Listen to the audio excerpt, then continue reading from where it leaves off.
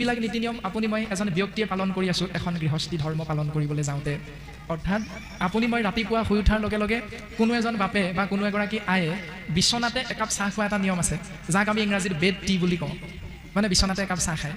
সেইটো তেওঁৰ নিয়ম। তেওঁ যদি বিচনাত চাহকাপ নাপায় বা বিচনাত চাহকাপ যদি নাখায়, তেতিয়াহ'লে তেওঁৰ দিনটো কিবা এটা আধৰুৱা আধৰুৱা লাগি থাকে। কোনো এগৰাকী আই বা কোনো এজন বাপে গা পা নোধোৱাকৈ চাহ অকণ নাখালে তেওঁ বাহিৰ ফুৰিবলৈ যাব নোৱাৰে, এইটো তেওঁৰ নিয়ম। ঠিক তেনেধৰণে আমি কোনো বাপ আয়ে গুৰু ধৰ্ম আশ্ৰয় কৰি শাস্ত্ৰৰ মাধ্যম অনুসৰি শৰণ ভজন লৈছোনে নাই লোৱা এইটো পাছৰ কথা, কিন্তু আমি নিজেই মনে মনে ভাবি ল'লোঁ যে মই কোনোদিন গা পা নোধোৱাকৈ চাহ অকণো নাখাওঁ। এইটো সেইজন বাপৰ বা ব্যক্তিৰ বা আইগৰাকীৰ নিজৰ চিন্তাধাৰাৰ নিয়ম।